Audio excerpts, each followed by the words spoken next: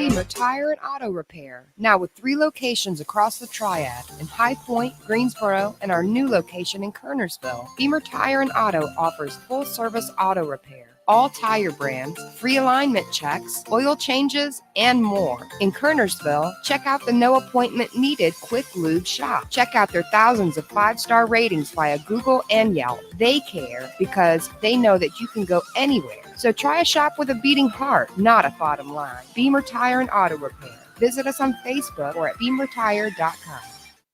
Hey, are you sitting around wondering how much your house is worth in today's economy?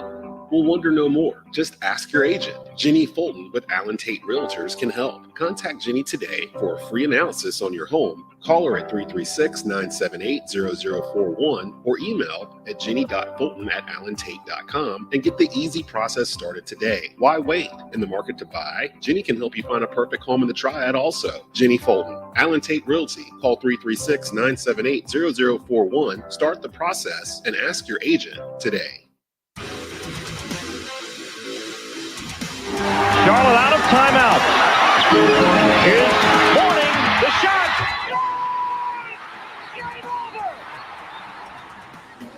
Who's going to get off? Here he comes. Here he comes. He's got him this time. It's going to be a drag race. Wow. They touch. Craven got him. Craven got him. By Lundquist. Now Ponikarovsky with it. 2-1 drop block there. Scramble for it there. They plug away at it. Still it's loose. Pump that by Cobleton. They score. It's Reeves. It's over. The runner at third, nobody out in the first and didn't score. Second and third, one out in the second and didn't score. Smith corks one into right down the line. It may go. Go crazy, folks. Go crazy. It's a home run, and the Cardinals have won the game. Welcome to The Score. Here's your host, Brett Wiseman.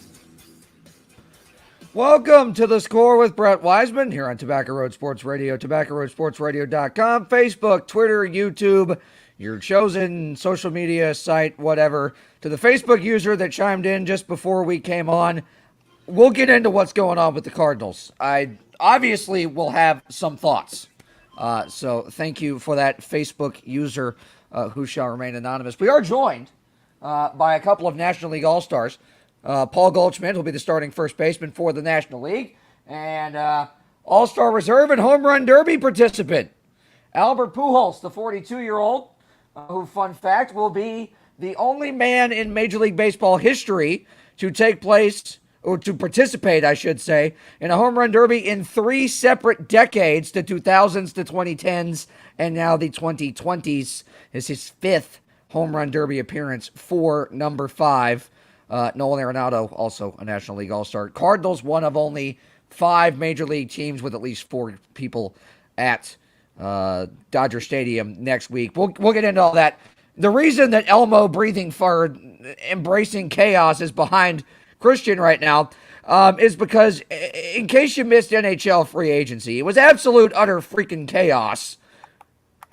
Christian and I, Wednesday, which, by the way, was National French Fry Day, we're trying to keep our heads on straight with everything that went down. Your Hurricanes were making trades.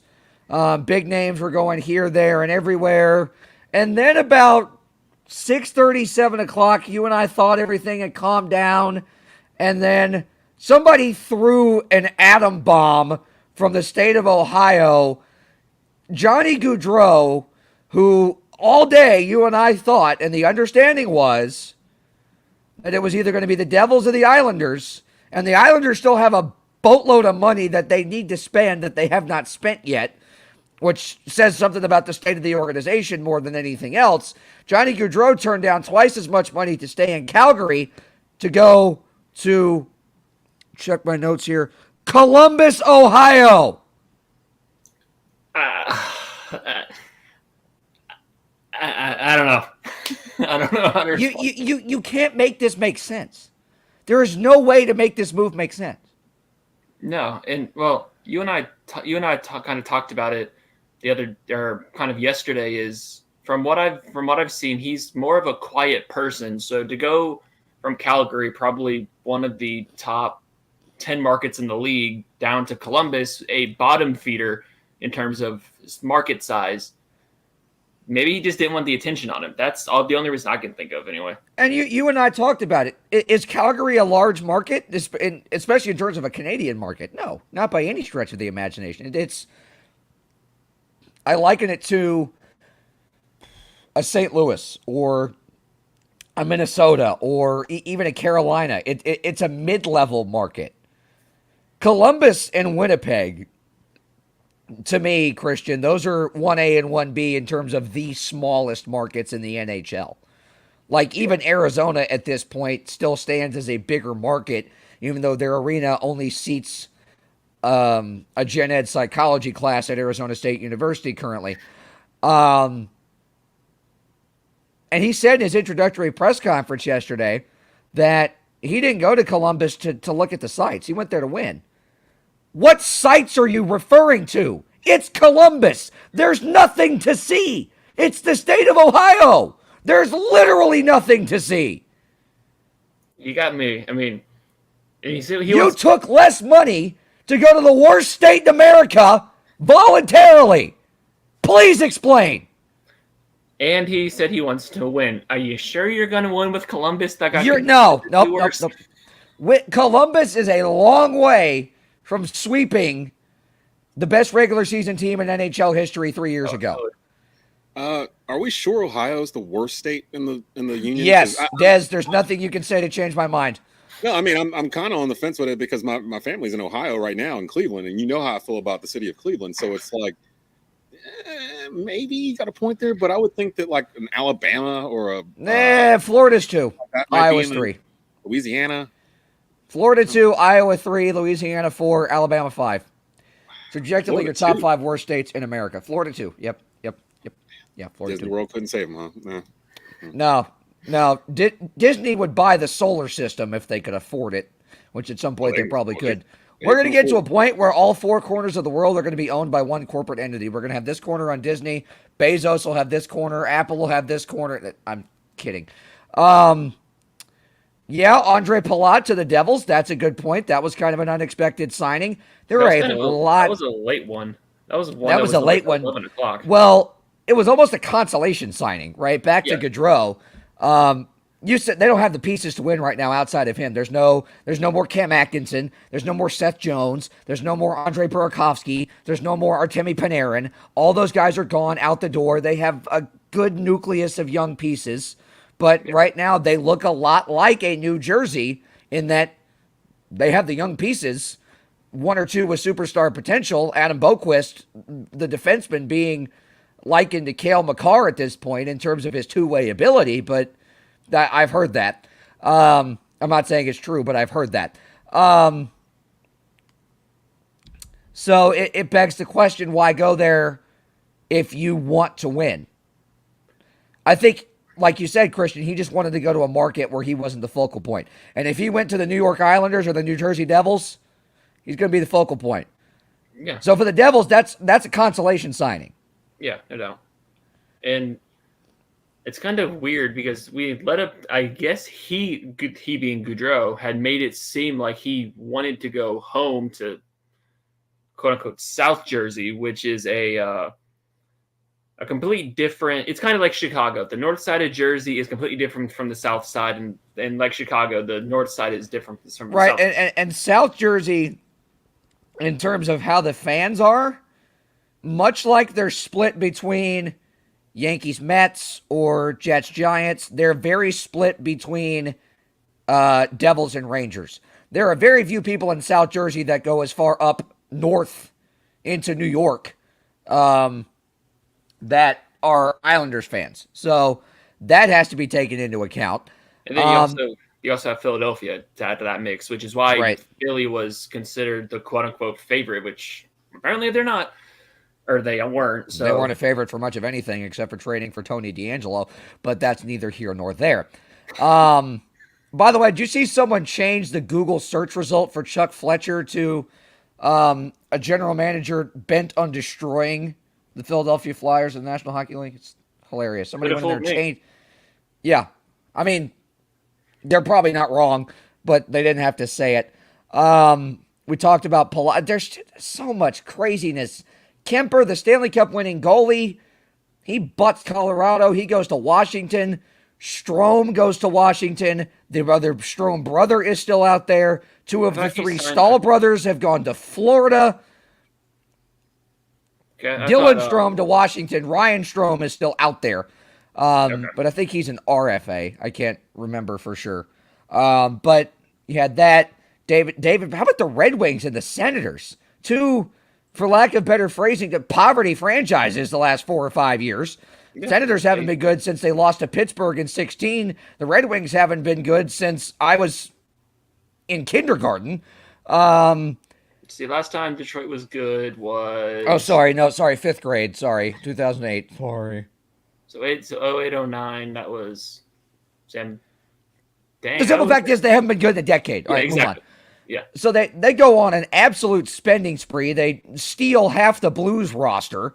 They trade for Ville Husso. They've already traded for, Robbie Fabry, Oscar Sundqvist, Jake Wallman. By the way, St. Louis decided to sign Nick Leddy, who they got in the Sundqvist-Wallman deal, to a 4x4 contract extension, which is a bit of an overpay, considering you still have Torrey Krug. But I could go all day on how upset I am at the Blues just accepting the fact that they're going to be mid in their window for another one of those up there is, I don't know how to point. It's pretty much gone. Another one of the Stanley Cup things up there? Yeah, gone. Yeah, as far as Detroit goes, I didn't notice this. It was just kind of one that kind of sprung out at you was Ben Sherratt. They got Ben Sherratt on the back end. They got Ben Sherratt on the back end. That is a very solid defensive signing. That shores up their back end a lot more than I think it would for Ottawa. And that begs me the question. Look, Detroit already had some good defensive pieces. They had a defenseman that won the Rookie of the Year trophy. They were good there. They needed to add some extra scoring to the Tyler Bertuzzis of the world. David Perron, a consistent 30-goal scorer, one of my favorite players in the league, period, no matter who he's with. I loved him when Vegas had him for that brief period. He's just a lovable French-Canadian guy. He's the French bread man. Consistent 30-goal scorer. He'll play his heart out every night. He got a call from Steve Yzerman, and he didn't flinch at it. Hey, that's a good segue, anonymous Facebook user. We're going to get to that. Which of these teams is a playoff contender? Is it one or both? Christian, I'm going to lean towards Detroit right now because I still have questions about Ottawa's back end. Yeah. But you look at the pieces Ottawa has, they've got a tremendous nucleus, and they're going to play a very Craig Berube, Barry Trotz kind of, or Bruce Cassidy. They're going to play a bruising / skilled style. They're going to take pages out of Colorado, Tampa Bay, Washington, St. Louis. The previous Cup winner books is what I'm getting at. They're going to take pages out of those books. They've got Brady Tkachuk, who's an agitator, as well as a 30-goal scorer. That's not a combination you see very often unless your name is Brad Marchand or Nazem Kadri. By the way, Kadri's still on the board out there kicking around. He might go back to Colorado. We don't know. But you've got him. You've got Tim Stützle, who's a fantastic young talent. They've got offensive talent across the board. They've got a tremendous top six. And we were kind of thrown for a loop, even though we heard it was rumored that Claude Giroux was going to go home to play with the Ottawa Senators. He said in an interview, we're not going to win the Cup this year or probably next year, but we're going to have to build towards that. It's a good guy to have in your room to build for it. Yeah.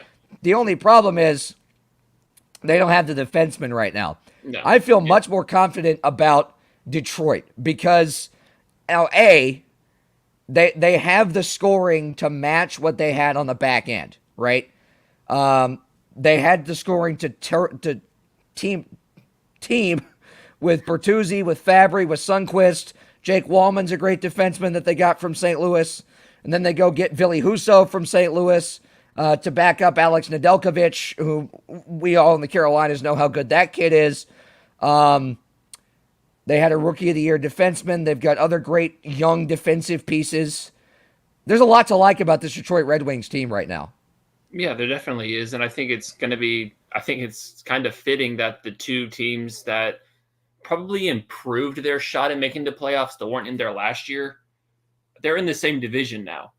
So Detroit Right. and Ottawa, they're probably going to be, I wouldn't be surprised if those two are competing for either, I don't think they're going to finish in the top 3 in the Atlantic, given how much talent that division has. But I think they could potentially. I don't think they'll finish very far out of third. I think there's a distinct possibility that both of them could be the wild cards. Yeah, they can. I think they can definitely. Both of them have the talent to actually push for the wild card. Will they make it? I don't know, because the Metropolitan Division got a lot better, especially the defending champion, the Hurricanes, which we'll talk about. We'll talk about at some point. And then the Rangers got better. I think the Rangers they got Trocheck on that deal. He gambled on himself and it paid off. Oh, yeah. Christian, last thing here, kind of break down, because Carolina made a large series of moves and not a lot of them were signings.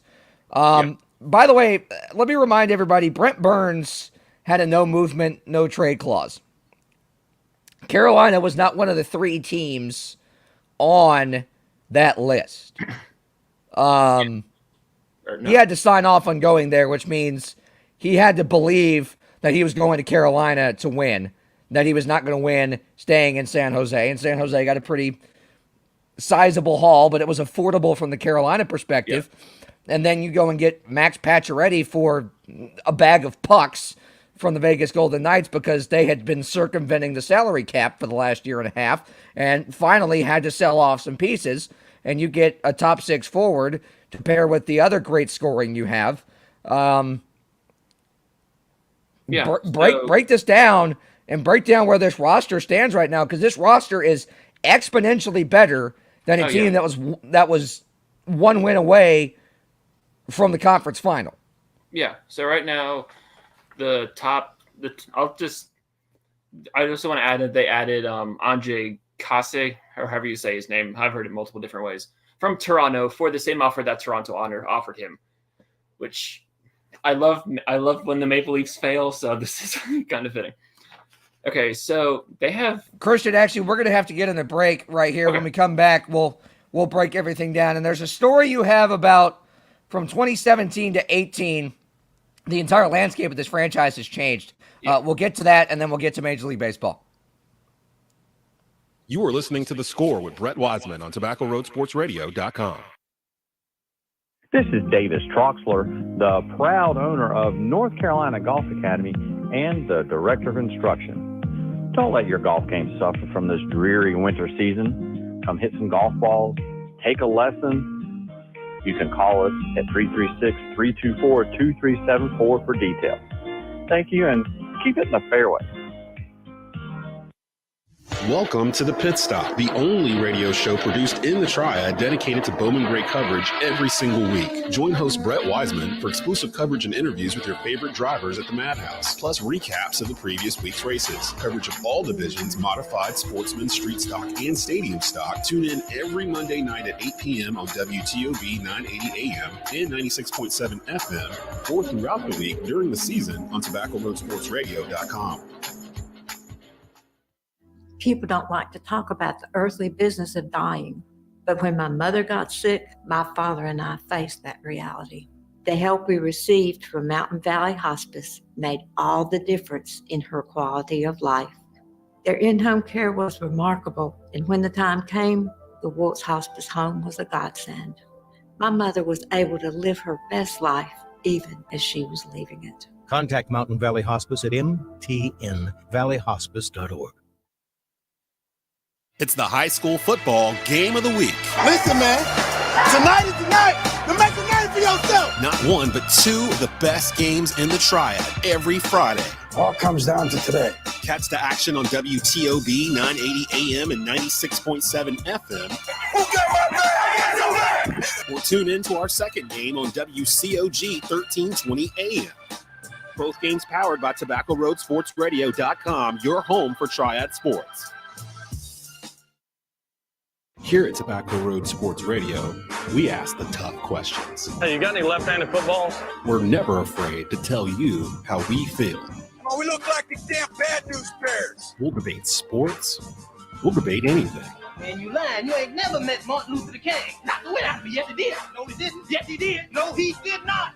No matter what, Tobacco Road Sports Radio has you covered. I'm going to come right back at him. Soldiers. You're listening to Tobacco Road Sports Radio. Welcome back to The Score with Brett Wiseman here on TobaccoRoadSportsRadio.com.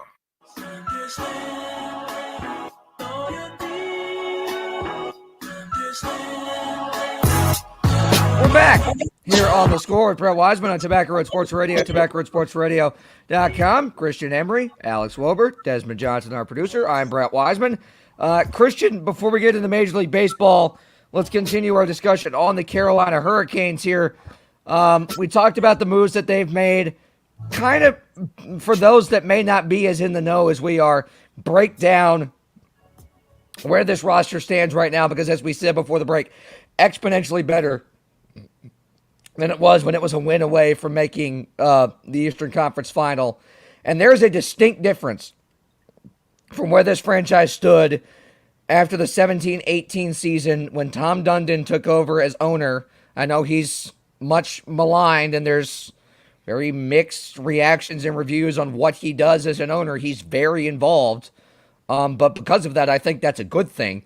And there's a distinct mathematical and, among other things, there's evidence to say that the team has exponentially improved since Tom Dundon took over as owner. Yeah. Okay. So I'll start with where the team sits. The team is now. So with acquiring Pacioretty and Brent Burns, they're already exponentially well. Yeah, they're exponentially. Not I wouldn't say exponentially, but I'll put it in the way of, for lack of a better term, the rich getting richer. They acquired Pacioretty for future considerations. Which what a legend future considerations is. I man. know He will be missed. Yeah, surefire Hall of Famer there. Absolutely. But anyway, yeah, they acquired Pacioretty for pretty much nothing, and then they acquired a bag of pucks. They acquired Brent Burns for Steve Lawrence, who had 8 goals, 5 assists, 13 points, an AHL goalie prospect in a 7th round draft pick, some other pick that they got out of. And keep in mind here before you continue, there is a ton of organizational depth with Carolina because their AHL affiliate, the Chicago Wolves, won the Calder Cup, which is the AHL championship. So there's a ton of talent down there too. Yeah, and but the acquiring Pacioretty and that helps them. They were looking for a scoring wing, which they've needed for since the franchise started. Forever, yeah. And so since they were the Hartford Whalers and Ron Francis was playing and not a general manager, but continue. And so that'll allow them to put the top 6 for the team is going to be interesting to see because you have Sebastian Aho who's going to center the top line. There's no doubt about that. He can be paired with Andrei Svechnikov. You could pair him with Teuvo Teravainen, Pacioretty, and then one player I don't think that people are talking about enough because he only played his rookie season last year is Seth Jarvis.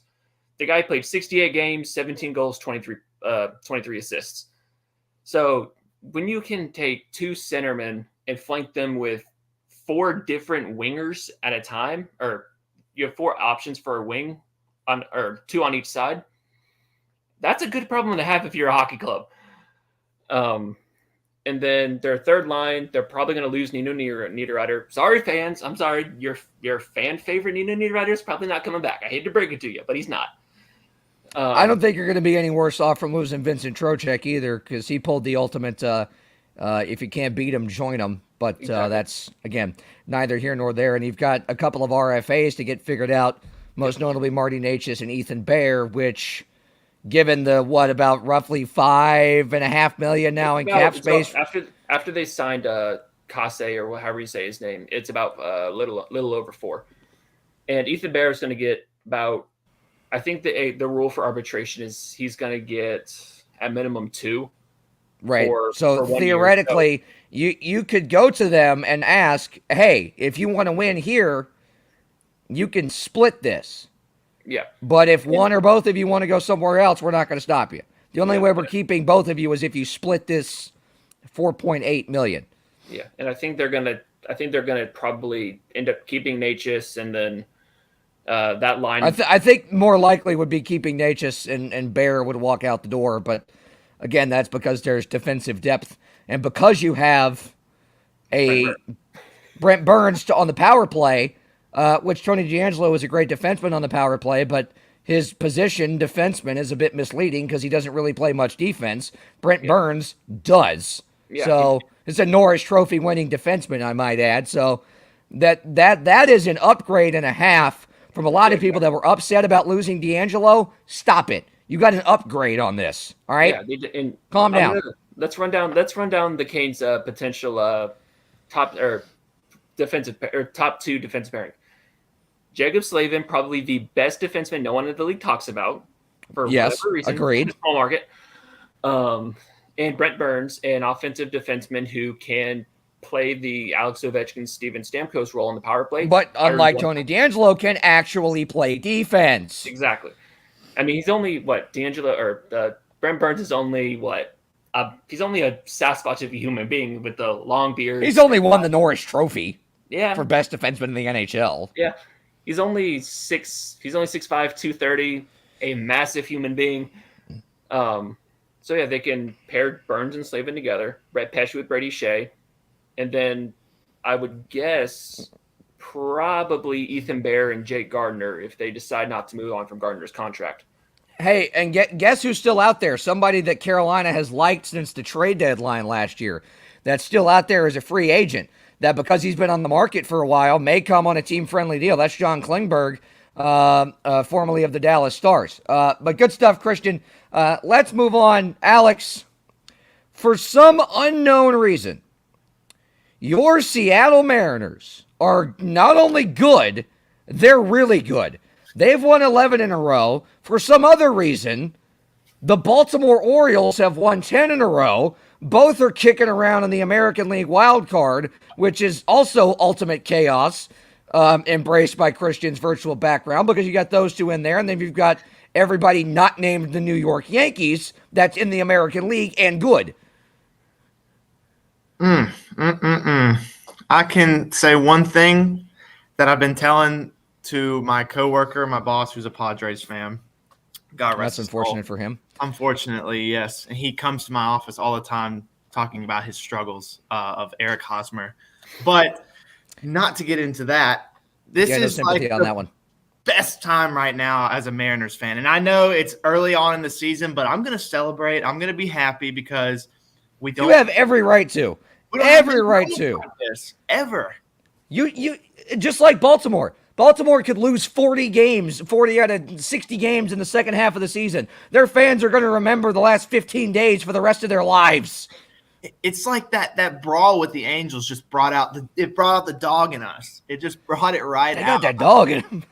I mean, and even I thought last night, I'll be honest with you, I was texting my buddies. I was telling them, I think this is it. I think the Rangers, and I said it in our group chat as well, about how I think the Rangers may get the one win against us in this series. I thought last night was going to be the night after that late struggle from Gonzalez on the mound, and we took him out. Also, Crawford was a late scratch last night, so I thought for sure we were not going to win last night against the Rangers. But it's the same. It's that same spark every time when it's late in the game. They're down, and then all of a sudden it's just rally time. And Sam Haggerty, Jesse Winker, I can go on and on and on. Well, there's a certain guy that's going to be in the home run derby Monday night that's of note that's playing out of his mind right now.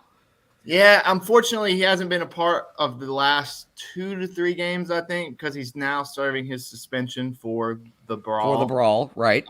But it'll be interesting to see him in the home run derby. The only I don't think he can really win the home run derby. It's pretty rare that somebody this young does it, and he's only hit 15 home runs this season. I just want him to – I want Pete Alonso to lose because then he'll have the same amount of home run derbies as King Griffey Jr. So I want this guy to win right here. Yeah, that guy. I don't have a horse in this fight. Yeah, Rafael Devers probably should be in it, but again, that's neither here nor there. Hold on, I got a just question. yeah. Quick before you go. Who's the oldest person to win the home run derby? I think it's Vlad Guerrero Sr., isn't it? Or is it Cano? It might be Cano. I'll go look it up. I'll be right back. I can't remember off the top of my head, but I want to say it's Cano. Albert's going to have a tough road. We'll get to the bracket in a second, but Alex, there's a lot of reasons why the Mariners are as good as they are right now, but the simple fact is, for lack of better phrasing, you said it. They don't quit. They don't die. They're taking a page out of the 95 Mariners book, and they're not laying down for anybody. Orioles are the exact same way. These are two teams that everyone has written off. You named off guys that have been important to the Mariners. There's a fair amount of Orioles fans in our area since we're fairly close to Baltimore, and technically this part of the state is in the Orioles TV market. Believe me, I found that out the hard way with the magical thing called television blackouts, but that's neither here nor there. Jorge Lopez was the Orioles' lone all-star. He's been fantastic for him. Austin Hayes, Adley Rutschman, number one prospect in Major League Baseball. You said the brawl for the Mariners was the spark.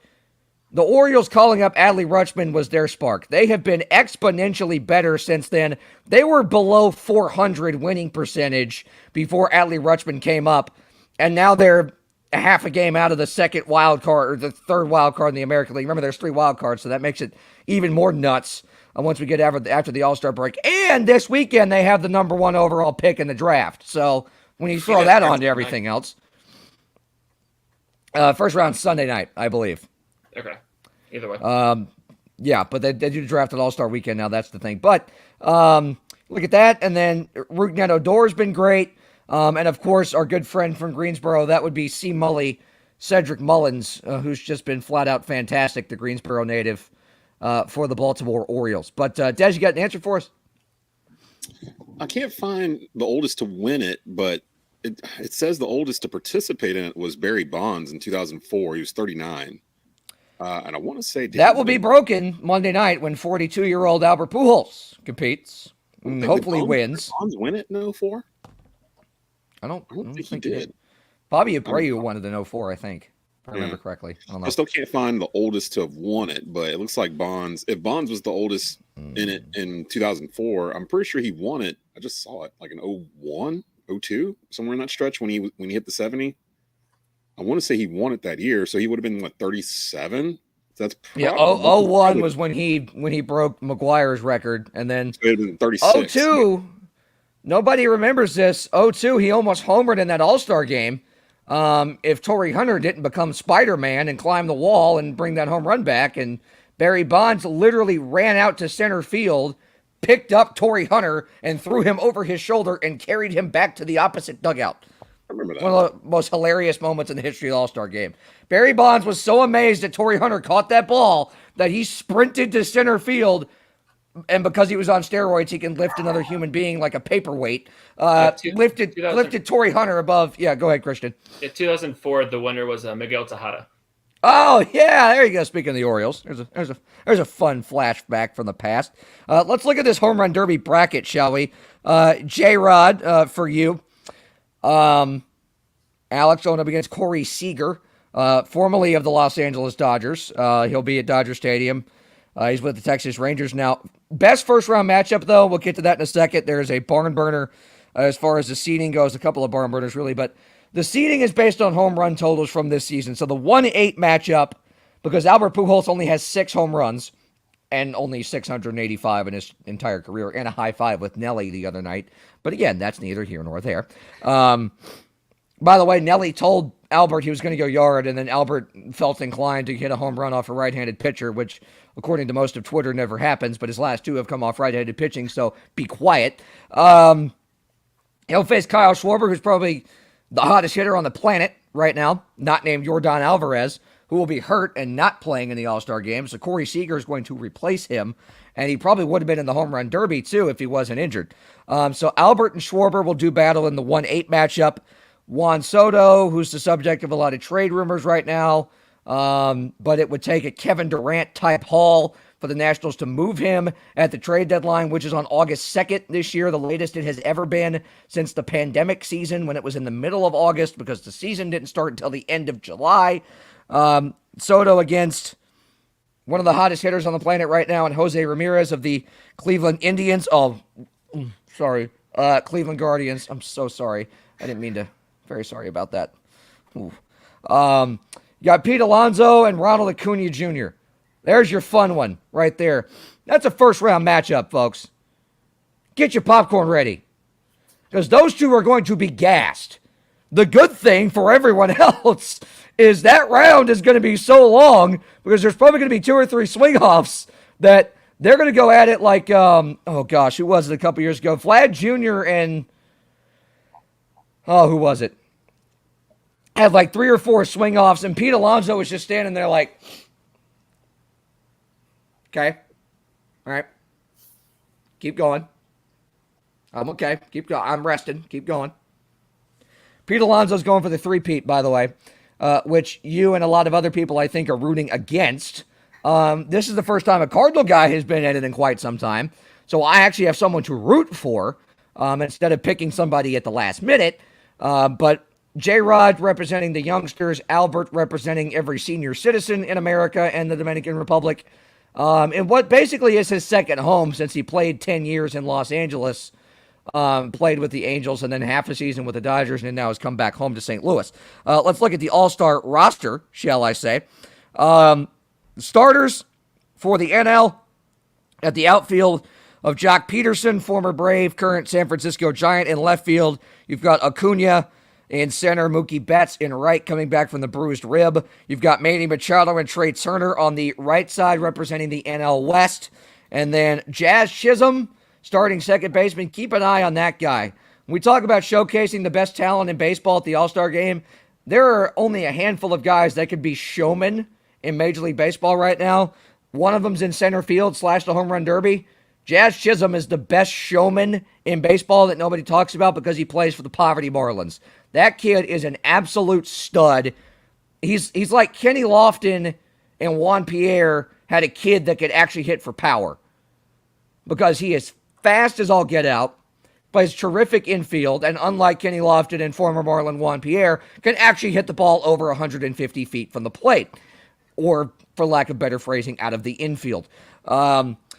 Paul Goldschmidt, there's your starting National League first baseman right there, angry-looking Funko. Fantastic. You got Wilson Contreras and Bryce Harper, the DH, but Bryce Harper is hurt. So, Wilson Contreras will be joined for the first time ever. A set of brothers will start for the same team in the same All-Star game. Wilson Contreras' younger brother, who plays for the Braves, he's their catcher. He'll be the replacement DH because he finished second in the voting to Bryce Harper to be the National League designated hitter. So congratulations to the Contrerases on that one. You've got, in the American League, you've got Stanton, Trout, and Judge in the outfield. That kind of goes without saying. That was obvious. Rafael Devers and Tim Anderson on the right side at third and short. Jose Altuve and Vlad Guerrero Jr. Also, I'm not going to say anything about Altuve and his buzzer. They're on the left side of the infield. You got Alejandro Kirk, the big, chunky catcher from the Toronto Blue Jays, who, for whatever reason, just fired their manager when they're 6 games over 500. I'll get to that in a second as well. Let's look at the American League reserves. Pitchers. Shane McClanahan, Nestor Cortez, Alex Manoah, also of the Toronto Blue Jays, Framber Valdez, Martin Perez, Paul Blackburn, Justin Verlander, Garrett Cole, and Shohei Ohtani. Ohtani's also listed as a hitter, so he can do both because he literally has his own rule where he can do that. So, Clay Holmes, Emmanuel Clase, Gregory Soto, and Jorge Lopez are the relievers. And the position players, Yordan Alvarez will not be there. He's hurt. Jose Ramirez, Miguel Cabrera, who, like Albert Pujols, was the commissioner's legend selection as part of the new CBA. as he's winding down his career. Jose Trevino, Luis Arias, Andre Jimenez, Xander Bogaerts. That's the name a lot of people know. George Springer, now also with the Toronto Blue Jays. Byron Buxton of the Minnesota Twins. Andrew Benintendi of the 75% unvaccinated Kansas City Royals. We'll get to that in a second, too, because that's a funny story. Kyle Tucker, also of the Houston Astros, and Julio Rodriguez, the Mariners representative, the rookie. NL reserves. Pitchers, Clayton Kershaw, Sandy Alcantara of the Miami Marlins, one of the best pitchers in baseball nobody talks about. Corbin Burns, Josh Hader, Luis Castillo, Max Fried of the Atlanta Braves, Tony Gonsolin, NL Cy Young leading candidate who before Wednesday night had not given up more than 2 earned runs in a start the entire season for the hometown Los Angeles Dodgers. Many are saying he's the one that should start. It's going to be him or Kershaw either way. It's Dodger Stadium. They're going to start a Dodger. They kind of have to. And Java Joe Musgrove of the San Diego Padres. Edwin Diaz, St. Louis Cardinal, and Cherokee Nation native Ryan Helsley, Oklahoma Sooner. David Bednar and Joe Mantiply, your relievers. And then, of course, your reserves. Albert Pujols, Nolan Arenado, William Contreras, as we noted. He'll be along with Wilson Contreras, Pete Alonso, C.J. Cron, Jeff McNeil, Dansby Swanson, Travis d'Arnaud, Juan Soto, Kyle Schwarber, Starling Marte, and because the Cubs have to have a representative, because every team has to have a representative, Ian Happ is there just to be there. He's done nothing productive because the Cubs have done nothing productive, as is the case with the Pirates and the Reds. Alex, before we go to break. I will say, because I wanted to let you go through the whole reserves and then the rest of each team. And this There's is some just snubs. There's some major snubs. And we're getting. That's exactly what I was going to say. Ty Hey, France. you know what? Let's take a break. We'll get to snubs after this.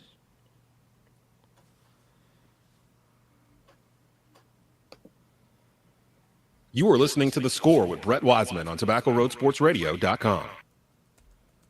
Beamer Tire and Auto Repair, now with 3 locations across the Triad in High Point, Greensboro, and our new location in Kernersville. Beamer Tire and Auto offers full-service auto repair, all tire brands, free alignment checks, oil changes, and more. In Kernersville, check out the no appointment needed Quick Lube shop. Check out their thousands of 5-star ratings via Google and Yelp. They care because they know that you can go anywhere. So try a shop with a beating heart, not a bottom line. Beamer Tire and Auto Repair. Visit us on Facebook or at beamertire.com. Blue Naples Pizzeria in Kernersville is now hiring. Come work for one of the best Italian restaurants in the Triad.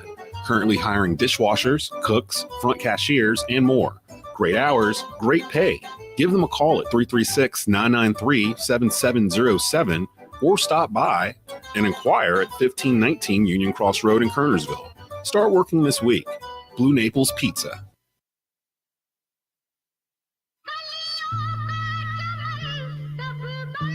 Carolina Cobras. If I take that field, if my game start to slide, I have no fear. If my brother got my gun. Catch them all season long. That's all we got. That's all we got. On your home for Triad Sports. Oh, are we right here? Are we right here? Oh, we right here. TobaccoRoadSportsRadio.com. Looking to tailgate this summer? Stop by One Stop on the way. One Stop number 6, located just 1 mile west of East Forsyth at 2748 West Mountain Street in Kernersville. One Stop serves fresh fried chicken and our famous taters 7 days a week from 6 a.m. to 10 p.m.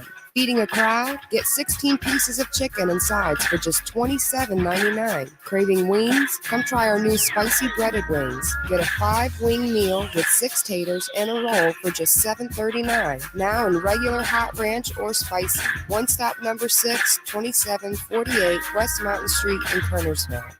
It's the high school football game of the week. Listen, man, tonight is the night to make a name for yourself. Not one, but 2 of the best games in the Triad every Friday. All comes down to today. Catch the action on WTOB 980 AM and 96.7 FM. Who got my back? I got your back. Or tune in to our second game on WCOG 1320 AM. Both games powered by TobaccoRoadSportsRadio.com, your home for Triad Sports.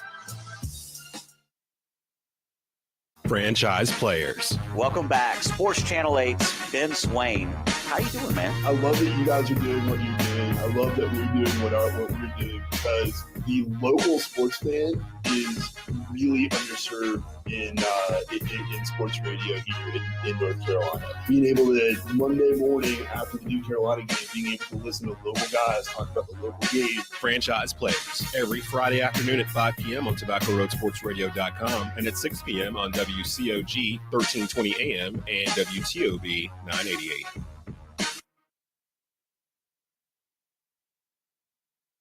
Welcome back to The Score with Brett Wiseman here on TobaccoRoadSportsRadio.com.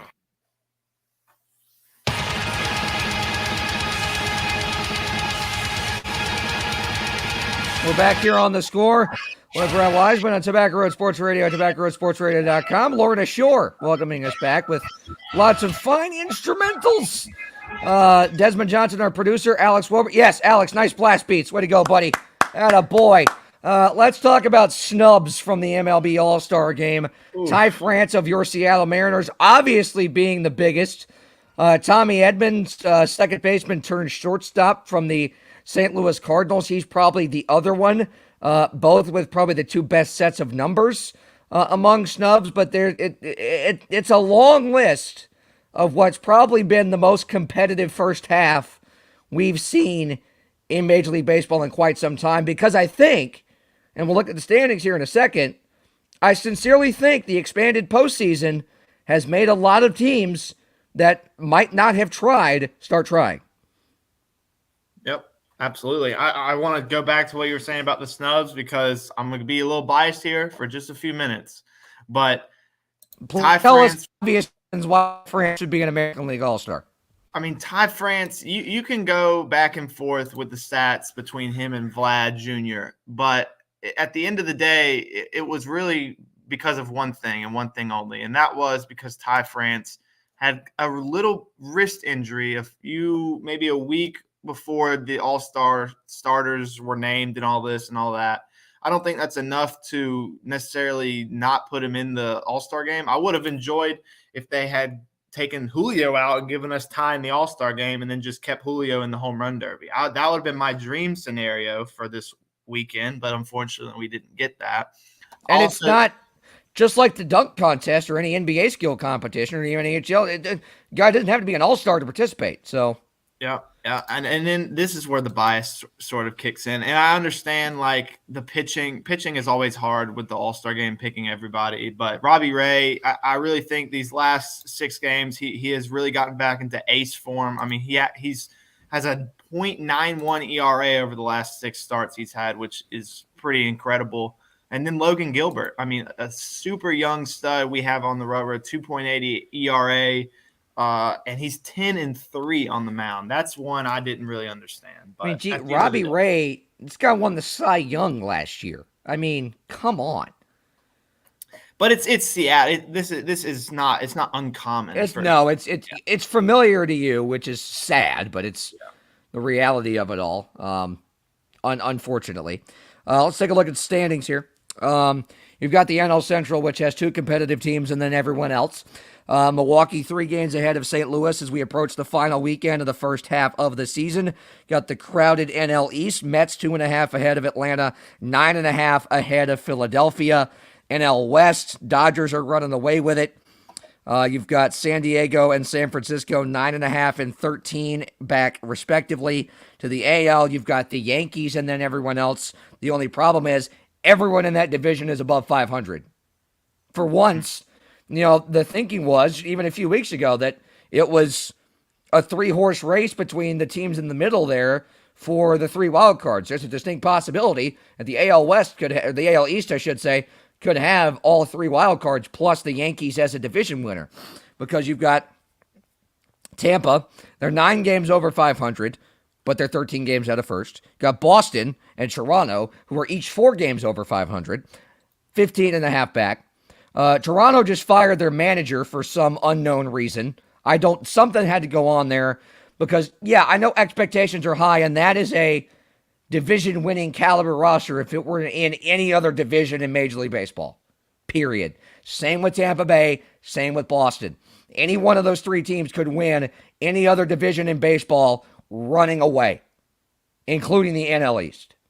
Hot take. I legit think we caused the firing. I really you might have broken them. You might have broken them. Just odd timing, but. And really odd timing. And throw into that the fact that because of there's a rule in Canada that you have to be vaccinated to cross the border. So teams that have not had vaccinated players, that have unvaccinated players, have put them on a restricted list. So they can't travel. The thing about the Kansas City Royals who are there this weekend is pretty much their entire roster is unvaccinated. And I'm not saying here nor there. I'm going to get my booster shot after this, if that means anything. So I'm probably going to feel like crap tonight, but that's neither here nor there. They had to call kids up from AA to fill out the roster for this weekend. And they beat the Blue Jays last night. And they didn't just beat them. They beat the doors off of them. Okay? They beat them 10-3. All right? So if you thought firing your manager was going to spark your team, you just lost to a half AA, half AAA team. On top, they started a spring training roster. Not just the Blue Jays though, but like the past two firings of managers, Toronto and Los Angeles, both have just not gone in their favor at all. I don't know really what they were thinking. Like you I said, think everybody's trying to be the Phillies from earlier this year, because the Phillies would not even be in this position if Joe Girardi was still their manager. They have taken off, but that's how far behind the 8 ball they were. They have taken off since they fired Joe Girardi. The Angels in Toronto have tried to replicate that. The Angels have not to this point. The jury's still out on Toronto. But when you lose to a spring training roster, when you have all your starters out there, that's worrisome, especially when you have 3-4 all-stars. I don't know. Look, Charlie Montoya was very well liked, not only in the clubhouse, but in the organization. He came up through the organization, was a coach in the minors, was a manager in the minors. So this is a guy that had dedicated a lot of his life to the Toronto Blue Jays, and now he's been canned, and the team has not seemed to have responded much, if at all, to said move. We look at the AL Central. Meh. You've got the Twins. They're 7 above 500. And then you've got Cleveland and the White Sox, who are mired in mediocrity at this point. Tony La Russa, his seat is scorching hot. They got the Cleveland guard. He's intentionally walking people in 1-2 counts now. I love Tony to death for all he did for St. Louis, but good. Seriously. It's time to hang it up. When Steve Stone, one of the worst color analysts in Major League Baseball, is questioning what you're doing, when he doesn't know what he's talking about half the time, you're doing something wrong. Okay, yeah. Tony, just go home, Tony. Go back to Arizona. Go back to your ranch. One thing, though, about the Royals, when you said that about the Blue Jays Royals, it's so funny how, the vaccination thing, and they send up the AA players. They're freaking last in that division, and they still beat the dog crap out of Toronto. I mean, that's embarrassing. That's really embarrassing. That's what I'm saying. That, if anything, that was the reverse of the message I think Toronto's management was saying. Mm-hmm. I'm not saying they threw it on purpose, but they just flat out got beat by a bunch of kids. And a bunch of kids, has-beens, and never-was. The Angels is really the one that, because obviously after the brawl this year, my hate for them has grown tremendously. Well, think about it. Those two teams, just from that day alone, have gone in complete opposite directions. And that wasn't long after the firing of Joe Madden. But it shouldn't be. The Mariners have gone this way, and the Angels have gone this way. I mean, this is a hot take, and it really is a hot take, but it's probably correct. I legitimately think they're the worst organization in all of sports. Look, we'll get into wild card standings later. That's a statement that more people need to make. And here's why. This is why I despise the Los Angeles Angels of Anaheim. Not for the same reasons you do, but because this organization is terrible. It is stupid. You have probably the 2 greatest baseball players ever on the same roster. You had 3 of the greatest players ever on the same roster for the past 2 years. The third one's now in St. Louis where he belongs. but you had Albert Pujols, Mike Trout, and Shohei Ohtani on the same damn roster, and you couldn't win more than 75 games. You know why?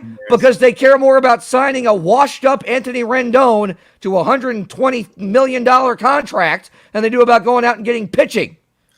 There's so many things, though. Just this offseason, they go sign Noah Syndergaard. You know what they're going to do with him? They're going to trade him in a month because he's also washed up.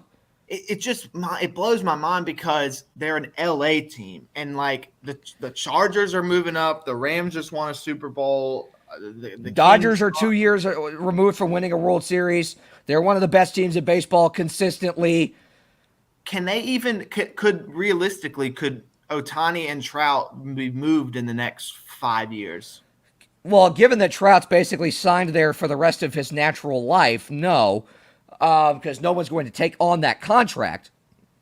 Because his contract, as I understand it, is worth more than 13 NHL franchises, which is half the league. It's like $430 million. That's crazy. Juan Soto's going to get a similar deal, if not more than that. But again, neither here nor there. We got to get out of here soon. But you have Shohei Ohtani, who does things on a nightly basis that no other human being on planet could do in any other sport, period, ever. Mike Trout is probably the greatest baseball player of all time. He's not even a 5-tool player. He's a 6,000-tool player. So you have two otherworldly, once-in-a-generation talents, and you consistently cannot win more than 70 to 75 games a year, and have only made the playoffs once since 2012. You've made the playoffs 4 times since winning the World Series 20 years ago. Once with Albert Pujols. And you got swept by the Yankees. Dumpster. Because they don't sign pitching. They sign mediocre pitching and think that they're going to be able to out-hit everybody because they're like, oh, we have Anthony Rendon. We have Albert Pujols. When you have Taylor Ward in right field, who has like one good game every 6 nights, not going to work. It does take an entire team. Thank you, Larry. Very good. Very astute observation. We got to go. I got to go get my booster shot. Alex has got to go prepare for the home run derby and wait for the Seattle Kraken to do something productive in the offseason, which they haven't yet. Dez has got to go. I don't know what Dez is doing. What's Dez doing? Getting ready for rundown tomorrow morning, 10 a.m., WWBG, 1470 a.m. We've got East Forsyth tight end Javante Connor.